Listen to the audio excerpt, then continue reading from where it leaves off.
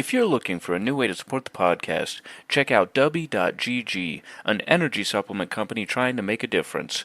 There you can use code SIDEMISSION for 10% off your order. Thank you to Dubby for sponsoring this episode, and we hope you enjoy.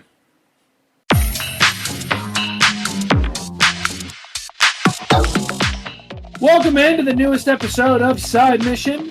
I, like always, am your host, Rusty Ellis, joined by the boys, Kyle Lynch and Matt Beck. And today, fellas, we are continuing our review of Fallout with episode 5. And I'm not going to lie, I feel like I say this every time we record, but I feel like one of the most impressive things about this show, have we had a bad episode yet? I genuinely don't think we have. It says a lot because we talk a lot when we review shows and when we when we reviewed the Super Mario movie, reviewed Last of Us. We had parts of each, and same thing with Twisted Metal. We had episodes or parts of those shows and movies that I feel like we all genuinely agreed were the weaker elements of each of those properties.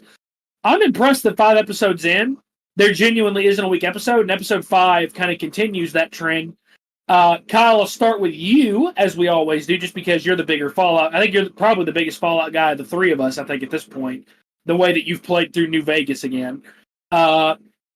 I liked early on in this episode, Kyle, I liked a lot of the interaction between Maximus and Lucy. I was kind of, in my head, going into this episode, wondering when their paths might cross. Because obviously, Maximus had been a pretty important character, but we hadn't seen a lot of him recently. Lucy's obviously the main protagonist of the show, I think we can all agree. I liked their dynamic together. I felt like they worked really well together on screen. I agree, actually. The whole scene where she found Maximus stuck in the armor. Dude, okay. Can we talk about how miserable that would be, by the way, to be stuck in a set of T60 armor when it's hot out? Can we talk about how much that would suck? Miserable. It's miserable going outside right now in the middle of July. I could not imagine, bro. Oh. Going outside. I've got no AC right now. But yeah, dude, I thought the whole scene, right before with him with Maximus and what's the squire's name? The one he branded. Thaddeus. Yeah, Thaddeus, dude. He was talking about how he felt bad and all that because he had picked on Maximus and all that, and then he was like, "Well, actually, it's me." And Thaddeus just completely turned on him and had complete loyalty to the Brotherhood and said, "Nah, dude," took his power core, took the head and left, but not before Maximus crushed his fucking foot. Oh man, dude, you remember back in the first or second episode when I said I hate when they do shit with the feet and the hands because I just couldn't imagine losing toes or fingers. They really went all in when you see what Maximus did to Thaddeus' foot, dude. But Lucy and Maximus are really, really good together. 100%. I want them to be a thing because they're such a good team. And I guess, it's been a while since I've actually watched the show, but they just don't get a whole lot of time together throughout the entirety of the show. Because, we're 5 episodes in and they finally got together and we're starting to see them build. So I think that for the time that we do have them, I really like them together. But it's just unfortunately not a whole lot. Yeah, as you were talking, I was just thinking about it. This is the first episode where I think we've seen none of Walton Goggins. Yeah. So that makes it impressive that this episode was really good without him in it because we were talking before we got on here about him being up for an award for best lead in a show, and I mean he's been incredible so far in the show. So it's really good the fact that this episode was as good as it was that I didn't even realize he wasn't even in the episode. So am I the only one that thought that Thaddeus kind of I don't want to say no-sold his foot getting crushed, but maybe I need to watch it back. I felt like he walked off perfectly fine. Am I mistaken? Or no, did he definitely limped?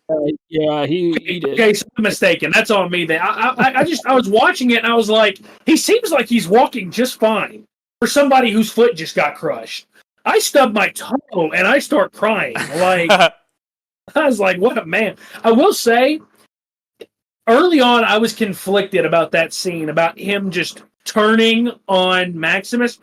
But I guess that does line up with in this kind of setting. It's kind of like the Joker in the Dark Knight saying, when the chips are down, civilized people will eat each other. Like in the Wasteland, sure, people might say one thing, but I mean, if something like that happens, they'll show their true colors, and he sure did. I'm sure it's not the last that we're going to see of him as well, either. Matt, what stuck out from this episode the most for you? Because I feel like in this episode, I like that we got to see a little bit more of stuff inside the vault. We obviously have the Overseer election where Betty wins. And the one thing that kept going through my mind was, and the one storyline I want to see more of is, okay, she is definitely involved in whatever happened in the other vaults in 32 and 31. She is absolutely involved in some way, shape, or form. I don't know why, but that piqued my curiosity entirely. What stuck out to you, though? Oh, yeah, what stuck out to me is that the ghoul was not in this episode at all. So he contradicts my point entirely. Great. But I do like the fact that, obviously we have the Lucia Maximus storyline going on. I do like the fact that Norm and, what's his name, their cousin, Chet. Chet. I like the fact that we're also getting a lot more focus in on them now, because I think that they also, just as Lucy and Maximus have, I think they also have a really good dynamic between the actors. And I like that we're getting to learn a little bit more about the Vault Live outside of not just Vault 33 and 32, but now we also know about Vault 31, which is where a lot of the overseers, like Betty and even Hank, their father, has come from. And they typically are the ones who become the overseer of Vault 33. And that is just really interesting to me because I just really want to know, like, where they're building up to as far as, like, what is the significance of Vault 31. So that's why I think that they did a really good job on keeping you guessing in this episode and not telling you everything out of the gate. But even just like the mannerisms of Betty, how, she saw Norman Chet coming out looking all dirty, and she's like, and what have you two been up to? And then just like, tending to the taters. And like, I even like the fact that, some of the other people who are trying to run for Vault Overseer, or, kind of got a little talk. Like, there's this one older man, like gentleman, who was talking to one of the other guys, and that was really funny because he's just kind of like, yeah, I'm not voting for you, and here's all the reasons why I'm not voting for you, and I'm going to vote for this. I'm voting for Betty. Like, when he said that right at the end, I thought that was really funny. It wasn't really forced, comedy. It was just a very natural conversation that just also had me laughing. It felt very Boomer-esque. I don't say that to take a shot at anybody that's born in that era, but it felt like something that someone that age, you might see them say at like an actual like ballot or at an actual voting poll. It felt very realistic, and I liked that. I thought that was something that, again, it's like you said, it felt very natural. And I think that's one thing that has been a strength of a lot of the dialogue in this show is it feels very true to the situation or whatever scene it's occurring in. And I think that helps immerse us a little bit better in the show. On the topic of them, like, kind of just giving us enough information to keep us interested, but that's also been a massive strength that we've not talked about enough, because it seems like in each episode there's maybe one or two small revelations that they're saying, okay, here's a breadcrumb to keep you going. So, like, episode 4, it was obvious, like, the big breadcrumb there was obviously that Rose McClane's Pip-Boy was used to access the vault, and that's how the Raiders got in, because the vault was revealed to be open from the outside. Yes. So now in this one, it's that, okay, all of these overseers were also part of Vault 31 that we haven't seen or heard much about at this point. They were also at some point in Vault 32, and now obviously all of them went on to be overseers in Vault 33. So that's an interesting breadcrumb. It's also revealed at the end of the episode that when Norm asked Betty what happened to my mom's Pip-Boy, she says, oh, she was buried with it. I know because I buried her. And there was something about the way she delivered that line that it was perfect. It was chilling. It was eerie. It's, again, she knows a little bit more about what's going on than she's letting on, and I want to watch more to figure that out and to see where that story ends up going. Kyle, another thing, another moment I really liked was Maximus and Lucy when they're again just kind of exploring. They come upon that billboard that talks about the New California Republic, and Lucy kind of has a little bit of that shock that because the New California Republic was these people, was this group and this settlement that wanted to get the world back to operating in its normal ways. They wanted to fix the world essentially. And she has kind of this moment of realization because that's what the vault was for, in her opinion. The vault was for kind of training people and getting people acclimated to interacting like they used to before the war. And now she's kind of realizing that maybe, just maybe, the vault was is behind in the times, and maybe what they're doing wasn't so special after all. I felt like, again, very natural reaction by her. I agree. I agree with everything there. Like, and I also want to go back and talk about the vault story too. I really like that they didn't abandon the vaults and just said, "Hey, this isn't about them." They're not only telling a story with it, they're making it interesting. They're making it good. That storyline might low-key be the most important storyline right now. It might low-key. It's good. It's good all the way to the season finale. It's great. And that's part of what I think kept this episode good, because without Walton Goggins, obviously, like, he's the big draw, they needed to do something with other characters. That way they could let his character be off and do other stuff and make it, not so oversaturated. Is great, and I love it. But Lucy and Maximus, when they're off traveling, they come across that, what was that place? It was like some kind of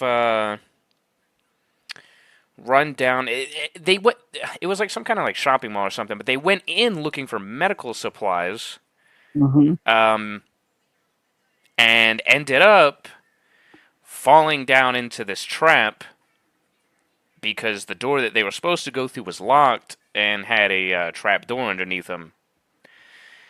Man, when I tell you, I knew something was wrong. The moment that Lucy went in and you just didn't hear anything, and then Maximus was like, "Hey, Lucy," and then she was saying, I was like, "Oh, dude, something's fucked is happening here." And it's cool, I'm not gonna lie. It leads to something really cool in the next episode. And I'm excited for that because when they reveal where they are, Lucy, obviously has the line of, "Oh, we're in the best place we could possibly be, a vault." Yeah. It shows kind of the center. Obviously, Kyle, you've said it might be something a little bit different, but the first vibe that it gave me, similar to like how Philly gave you the vibe of Diamond City, it felt like the Institute almost from Fallout 4. It looks a lot like the central atrium of the Institute. And I feel like that's an interesting setting to be in. I don't know how much longer we're going to be there, but it feels like it's going to be an interesting place to continue this story. Yeah, I agree. It really is. And I like that we're not only going back to the vaults that we already know of, we're discovering new ones, just like in the game. It's like one of the best parts is discovering the other vaults and seeing, what went on in there, finding the good loot in there. But I like that they aren't trying to steer too far away from the lore. Like, I know a lot of Fallout fans will be like, "Oh, well, they disrespected the lore, blah blah blah blah blah." But like, honestly, it's a TV show where they're doing what they can with it to keep a concurrent story going for more than one season. So you can't just fill it full of references and expect it to be good. They did have to make a good, unique story. I think that they have done really well in respecting the lore and respecting the references, and honestly, I don't want to give away too much, but like the vault stuff that goes on is, like Rusty said, almost a little bit more interesting than the main story, and this one is not any less interesting than what's going on back in 31, 32, and 33.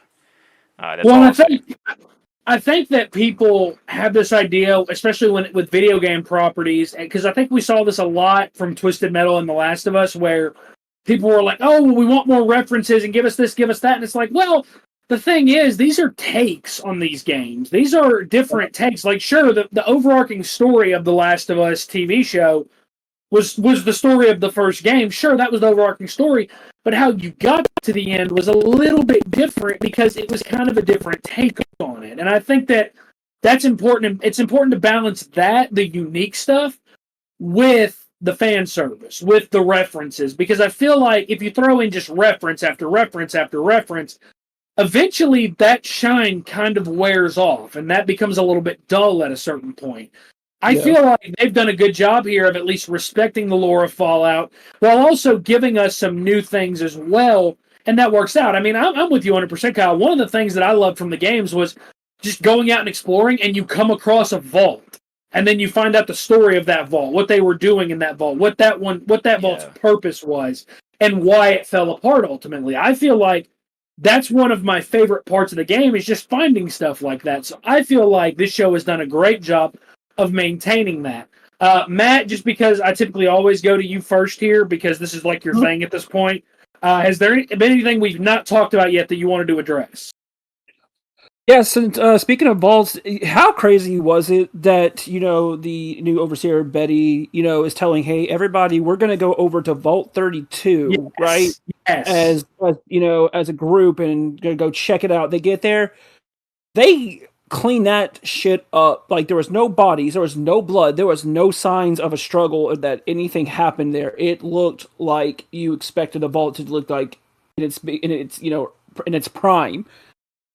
Where it happened and how that was just crazy to me. I'm just like, okay. What it screamed to me, and I'll let you continue. I know this isn't like a revolutionary take or anything. It screamed to me that Betty absolutely had something to do with what happened in 32, and she is doing everything in her power to cover it up. Yep, agreed. Like that kind of took me by surprise because when they got there, I was expecting them to walk in there and see it exactly as Norm and Chet saw it, but no, it was completely cleaned up. No sign that anyone died there or anyone broke in. Like that was crazy. And so far, like I really like Betty. Like because they're doing her so well. Like making her just character. Exactly, like a mysterious character that you can't really read them, but they just that they know more than what they're letting on, just as you said earlier. So I thought that was a really cool little thing that they added. Yeah, Betty, I think what makes her such a good character and what makes her a well-written and well-directed character and a well-acted character is that you can tell that something isn't right. You can tell that she absolutely has probably done some really shady shit. But at the same time, she doesn't seem to this point, and again, maybe that changes in the last couple of episodes, she doesn't seem like a character that you can just hate for no reason. She seems like one of those characters that she's kind of done what she's had to do to survive, and she's trying to quote-unquote protect people. And there is something that's admirable about that. However, you can also tell, like I said, that she's done some really messed up stuff. And I want to see where that goes and where that storyline ends up taking us. So, Kyle, now that Matt's kind of had a chance to say his piece, and I'm glad you actually brought that up, Matt, because that was a really interesting part that stuck out to me was them moving into Vault 32 because it screamed like, hey, they have discovered this. We need to cover it up. Here's the best way to do it. What stuck out to you, Kyle, that maybe we haven't talked about?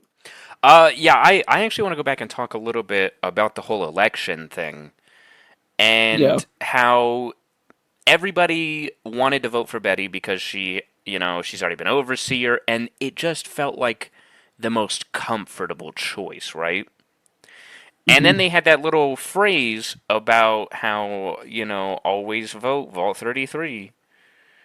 Or not Vault 33, Vault 32, because she was from Vault... No, she was from Vault 31, my bad, dude. I'm so sorry. Dude, they have so many freaking vaults. They go up to the hundreds. Glown, Vault 31. Yep, that's what it was. Thank you.